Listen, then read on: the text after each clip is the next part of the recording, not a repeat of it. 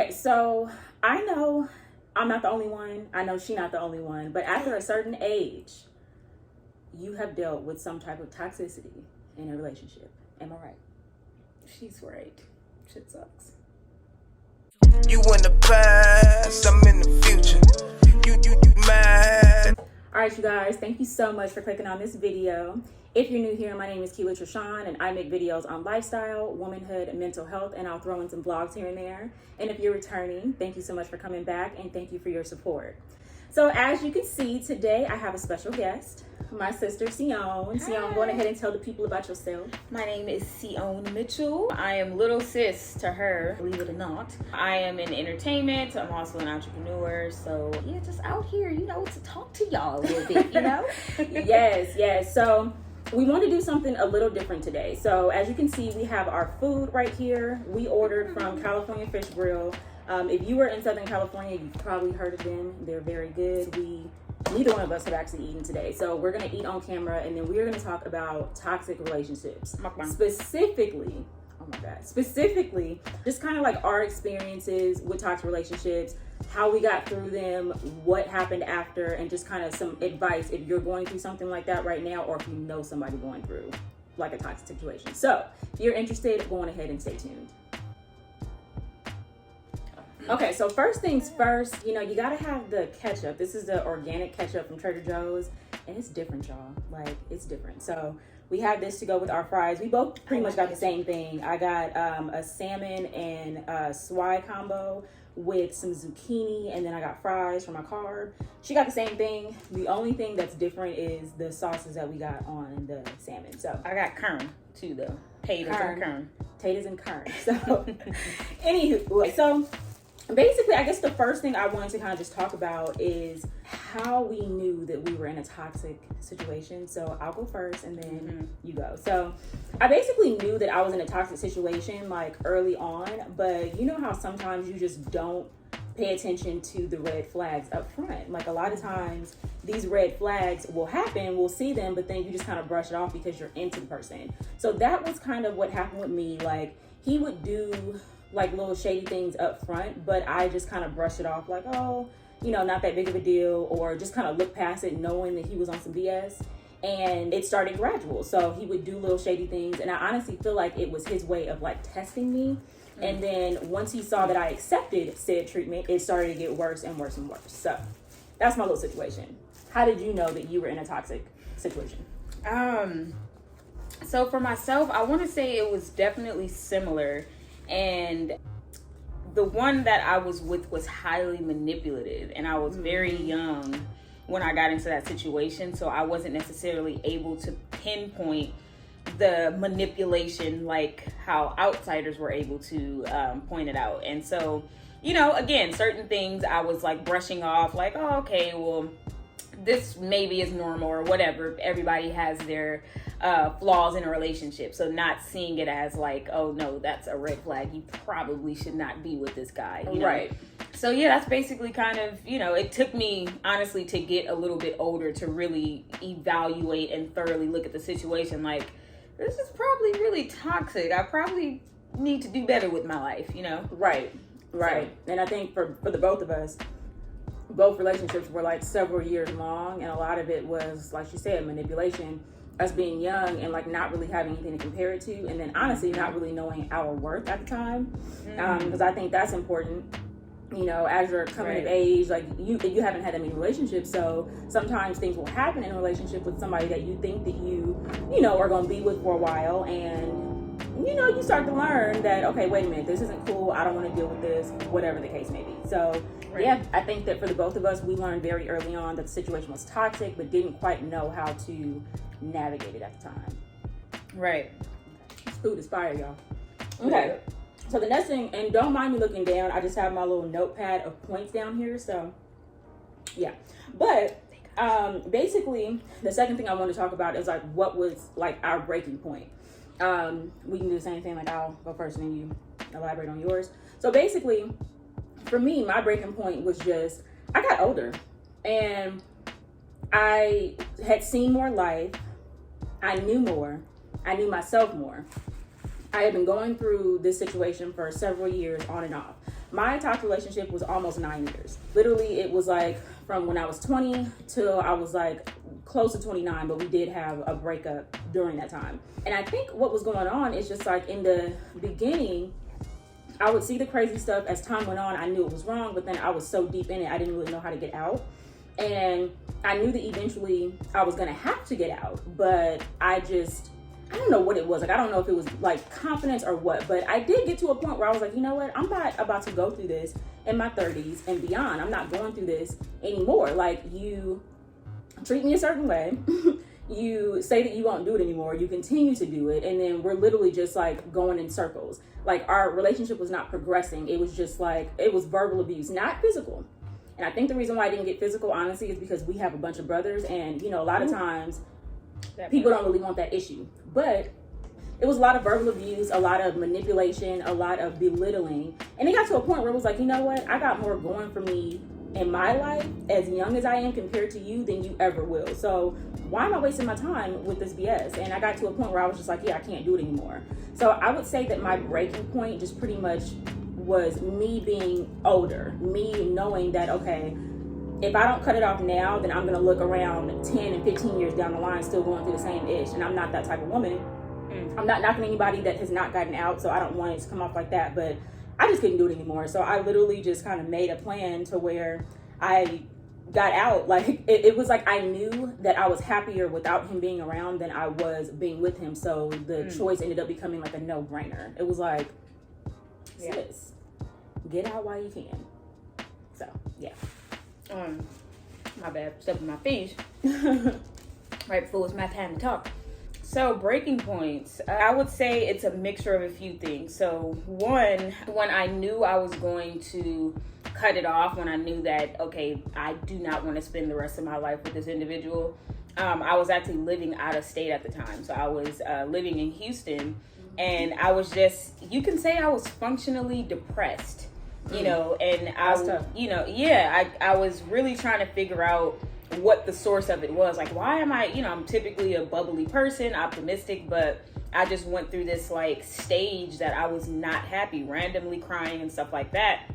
And just really doing some soul searching and looking within, it was like, oh, it's this mofo, like it's your situation. You're not happy and you haven't been happy for a while. And it was one of those things. I was also getting older. I got matured enough and I started to see like, okay, I can do bad all by myself. Like, why do I need to have you, in here making me feel some type of way? I'm crying randomly, not knowing why. It's like, oh, it's because you're with this toxic individual that's making you feel worthless and, feeling like I always have to compare myself to people and all the above. So it was like a 911 to get back home at that point. It was like, okay, I'm in this other city or whatever. It's harder to break up and end situations when you're in a foreign place, when you don't have no friends around, no family that could really have your back and stuff like that. So my goal, and I made it happen, it was like, no, I need to get back to LA. I need to fill my spiritual cup back up so that I can have that confidence to be like, wait a minute, why am I still dealing with you? Yep. And, it was also a long-term thing. So it was almost 7 years, that I was going through this. And I was 27 when I basically ended it. And it was just like, no, I don't want this for my life anymore. I needed it to change. And so it was like imperative because who knows where I would be right now? Could be in jail, could be, in a mental facility. Who knows? Either one, it just... Either one you ain't got time for. Ain't got time, All right, you guys. So basically what I wanted to talk about next was the aftermath of being in a toxic relationship. And I would say for me, it was very tough in the beginning because I was so used to being treated like shit, for lack of a better word. That, like, anybody that I tried to date, like, they didn't get a pass to do anything. Like, even like just normal human mistakes, I wasn't having it because I had dealt with so much BS in my previous situation that I just didn't have the time for it. You know what I'm saying? And you don't want to be like that because you want to give people grace and you can't make the next person pay for what the last person did. And that was a lot of what I was doing. Like, I really just didn't trust men, to be completely honest. And so I got to a point where, like, I tried to date and I felt like I was going through BS some of it was like legit BS, and then some of it was just me thinking too much. You know what I'm saying? So I kind of just had to chill for a little bit and like really get to know me, get to know myself as a single woman, get to know myself as, you know, an adult, as opposed to the young adult that I was when I had first gotten with Jackass. So, so pretty much like, I think it was just like a lot of soul searching and just kind of trying to figure out like, okay, who am I? What am I going to accept? What's a deal breaker? What's not? Like, what are things I can work through? But then also, I had to work on myself. Like, I knew I had demons that I had acquired over the period of time in this relationship. And then also different like childhood things that, you know, you and I have discussed before. Things that I really need to work on before I committed to getting with someone else. So I would say the aftermath for me was, it got dark, you know, at a certain point, because I just really felt like alone. Not alone in a sense like I didn't have people around me, but like I envisioned my life so much different at 29, 30 than it was. And it was like I felt like I had wasted so much time, and if I had did this way, did that way, I would have regained this time. But at the same time, I also had to learn that even though so many years of my life went into this situation, it was also a learning experience.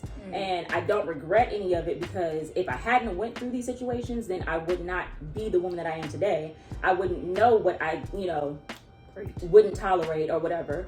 And I mean, although it sucked, you know, it served its purpose. And one thing I can say is that I'm glad that it happened when I was in my 20s as opposed to now. Like now, I'd probably be doing jail time. You know what I'm saying? Like back then I was a little more passive, a little more, you know, oh. Now it's not like that. Like I'm way more gangster now. So I'm glad that you basically got the right woman back then. You basically got the right woman back then when you did what you did. And again, it was a learning experience. We're past it. And yeah, so.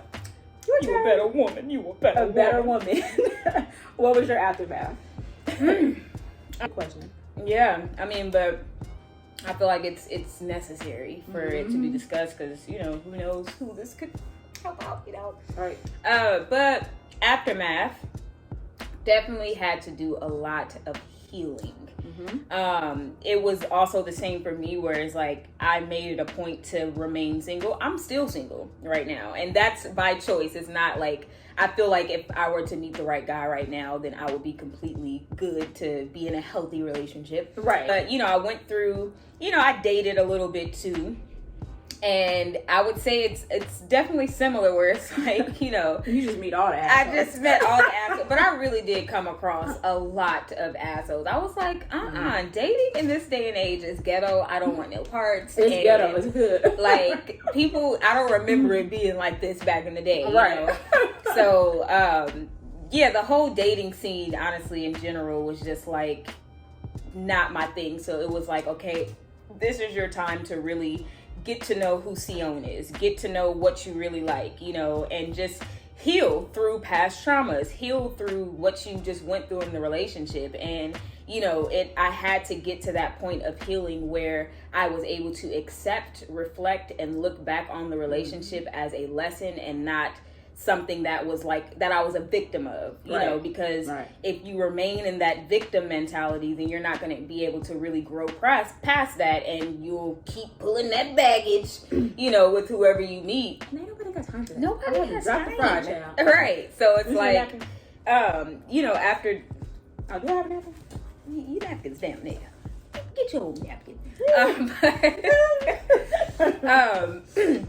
But yeah, so after like just really going through that soul searching and stuff like that or whatever, I really got to the point where I was able to look at the positives and the negatives of that relationship, what I was able to take from it, and it made me be who the woman that I am today, you know. And it's like it's easier for me to accept a lot of things and not expect a lot of things, you know. So expect nothing, accept everything, you know. And that like it just allows you to kind of like just chill, you know. When you have no expectations, then nobody can really disappoint you, and you know, yeah. So aftermath is just like, you know, last point, one of the things that I noticed so much is once I got rid of that relationship, people started to say, "Oh my God, you are glowing. What's going on? What have you been doing?" I'm just like, well, damn, did I have a dark cloud, you know, on me? You kind of did, though. You kind of did. It's so funny that she mentioned that, because it was the same for me. I was almost like a hermit in the last relationship. Like I wasn't going nowhere. You know, he was going out or whatever. I was in the house and was not doing nothing. And then when I finally like rid myself of that baggage, it was like, you know, just being able to go out and be in the world. Like, oh, you do exist. You know, we thought that you were just a memory, but you're here. Like, okay, you know, nice to see you again. So, yeah. Right. Yeah. So, and it's like, and also it's like when you leave a situation where you might not be sure of, if you feel like a weight has been lifted off your shoulders, you did the right thing. Yeah. Oh my God. Yes. Yeah. So, okay. Hey guys, so I know this has been a chatty video and that was the whole point. I definitely wanted to just kind of bring awareness to toxic relationships, and then also give people pointers if you're going through something like that right now, or if you know someone going through something like that right now. So basically for me, I would say if you are a young woman and you're going through something right now where you just don't know if you should stay or leave, number one, I feel like if you have to ask yourself that question, then you probably should leave. Like if you're not sure, when you're with somebody, you're sure. Like she's still single right now, which she should be for the time being. Like, you know, get to know yourself, do what you got to do. I'm married, as I've said on, you know, a bunch of different videos in the past. And the thing with my husband now is like we have a great relationship. Like obviously every relationship is going to be work. Every relationship is something where you have to give it time, you have to nurture it just like you would a plant. But I feel ultimately respected. Like there's never been a time where I felt disrespected, where I felt like he didn't hear me, where I felt like, oh my God, like, do I want to do this? Like it's never been a question. And I think that, you know, sometimes we just get so used to mistreatment that like you don't even know what it's like to be treated well. And if you're ever like just sitting there feeling depressed, or you're just like, I don't know what to do, I'm not, you know, I don't feel like we're going anywhere, or whatever the case may be, you got to really start asking yourself these questions. Like, is it worth it? I think that while I don't have any regrets, because I do feel like everything happens for a reason, and I do feel like the situation that I went through made me the woman that I am today, I do feel like if I knew better, I would have done better. And when you know better, you do better. And looking back now, if I knew now, like if I knew then what I knew now, I definitely would have left years earlier and lived my life and not been tied down to the bullshit, you know, at the end of the day. But I also wanted to speak on like friends and family members that like know somebody in this situation. One thing I want to say is the worst thing you can do to someone going through like a situation where, you know, it's people aren't stupid, right? They know that they're in a situation that's not right. But sometimes you get so clouded by love and by, you know, just like the want to be in a relationship sometimes, that you don't have enough of that. I don't really know the word I'm looking for, but you just don't have that push that you need to get out of the situation. So the worst thing you can do if you're a friend or a family member is like call the person names, or make the person feel stupider than they already probably feel for staying in a situation. I guarantee you, they probably know that. They probably know that what they're going through isn't normal, but the best thing you can do is to support them through what they're going through. Be there, be a listening ear. Now, if it is something where you know that they're in physical danger, then obviously that's a time where you want to intervene or get authorities involved. That's one thing we don't play with over here. We do not play with like physical violence. You know, you're not about to put my friend or family member in danger. But the only person that can be done with that situation is that person. And so you calling them dumb or making fun of them or judging them for what they are or are not doing is not going to help them. And what it will do is actually push you guys further apart. And when they do finally get out of that situation, they're going to leave your ass behind too. Yeah. So, yeah. To piggyback off of that, you know, I've definitely experienced both ends of the spectrum. I had friends that were extremely, extremely supportive. And to the point where I found out things that my ex did that they didn't even tell me about, because they were afraid that if they had have told me, then I would have cut them off as a friend. You know, and I was like, dang, like you rock with me like that, you know? So I still commend like my friends that are in my life today. Everything that they put up with, like I literally feel like I owe them my life. I'm just like, what? That happened? You know? And then I also had friends that I am not cool with anymore to this day because of what she said. It's like, dang, you made me feel like crap. You made me feel like, dang, like, what the heck? Why are you still with that person? Like, you're dumb for even still. And it's just like, that's not what I need to really hear right now. I know I'm dumb, but you don't have to tell me. Right. I'm just playing. But it's true in a sense. If you're an adult, you're grown, you know that you're dealing with some bullshit at the end of the day. But then if you're not ready to get out of that situation, no other person's opinion is going to make you be ready. Mm-hmm. You have to have that, that last straw, like, okay, this is enough, mm-hmm. So until you get there, it's important friends and family be by their side, because basically you have a lot of times when people finally do get out of those toxic relationships, they might really end up alone because they've pushed away everything that toxic relationship, that individual wanted to happen, whereas, their friends are no longer. Their family got pushed away because nobody wants to deal with their bullshit again. So then that honestly has them stay way longer than what they needed to, or, they maybe not in the situation anymore and find themselves just completely alone, So... Yeah, just be there for the people who's going through it. If you don't want to hear about them talking about the same BS, you could politely change the subject, because I get how that is too. Politely change the subject, offer them advice. My best friend used to send like different articles and stuff. Like I would ask her like, hey, is this normal? She'd be like, oh, not really. Send me an article. She'd know I'd read it. And so it was like those little key things, like seeds that she was planting that helped me be like, okay, no, this is some bull. Like I can't. This man has a mental illness. In a mental illness, narcissism. Actually, that's a whole other topic. But yeah, so that's the thing, right? I've been reading a lot about narcissism as well, and it's like a big topic on social media. We're not experts on the topic, but sometimes like the symptoms fit.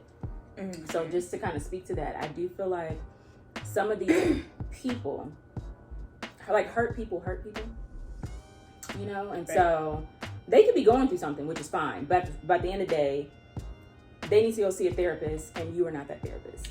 Right. So, people need to work on what they need to work on. You don't necessarily need to be a part of that. But I know that was like off topic, but yeah. So, but important though, because it's like, I think us women in general, we are naturally very nurturing, and we want to attend to our men and make sure they're okay. But we didn't go to school for all those years to be a therapist. Just because this man has problems doesn't make us a punching bag, or, and not necessarily physically, literally meaning that, but it doesn't make us just automatically having to deal with all of that baggage that they should have dealt with by themselves. Right. That doesn't automatically, allow that for you or whatever. And sometimes us women end up in some bullshit. Yeah, for lack of a better word. Yeah. Okay, guys, so that is all that we have for you today. Basically, we just wanted to kind of do something a little bit different. I've had my YouTube channel now for a little over a year, and I haven't really had many people on besides like on my vlogs, and so I thought that it would be valuable, since I do talk about lifestyle, womanhood, mental health. I thought it would be valuable to have somebody important in my life come onto the channel, and we can just kind of discuss things that we discuss in private. We can kind of bring it to the forefront, because I'm sure that there is somebody out there that could use some type of encouragement, that could just pretty much like look at us as like, this is what it looks like on the other side. Like, you're not going to be miserable forever. I know sometimes like it may seem as if you're going to be miserable forever. You may not know what the breaking point is going to be. You may not know how you're going to get out of that situation, but if you want to get out, you will be able to get out. And just make sure that you're surrounding yourself with people that are supportive, people that are non-judgmental, people that you can actually come and talk to about your situation while you're going through it. I think that's very helpful. And honestly, if you don't have anyone, do not be afraid to go and get yourself a therapist. As I've talked about before, yes, as I've talked about before in different videos, a lot of times you are able to look at your insurance and they have some type of mental health services that they will allow you to participate in, and it'll be covered under your insurance. So definitely just look at all your options. Again, if you don't have like a friend or family member that you can talk to, get yourself into therapy, and just, try to work on the issues that are holding you back from getting out of that relationship. So then you can kind of make a plan to move forward and just be your best self. What she said. No, but really though, like whatever it is that you're going through, just know that you are not alone. Like, we wanted to share this because I know there's so many people that, you know, might currently be in a situation right now, but sis, you got this. And hey, bro, too, because guys be in toxic relationships too that they try to get out. We're not forgetting about the guys. Right. This is for y'all too. And so it's like, just know that this too shall pass. It might be cliche, but this is literally speaking from experience and long time, 10 years, 7 years, you know, dealing with it or whatever. And this is the other side. She's married now. I'm happily single, living my best life, like, you know, working on my career and a bunch of things or whatever. So don't be afraid to be single and be alone, because you're not alone. You got your ancestors, okay? You got your family and your friends that are rooting for you. So you got this. You definitely got this. So if you guys enjoyed this video, please do not forget to click that like button below. Click the subscribe button if you haven't already subscribed, and turn your notifications so you don't miss any future uploads. With that being said, you guys have an amazing day, and I and she will see you next time. See ya. Future. You mad that they don't salute you. I need a bag, size is super. They turned your bag, it's like I never knew you.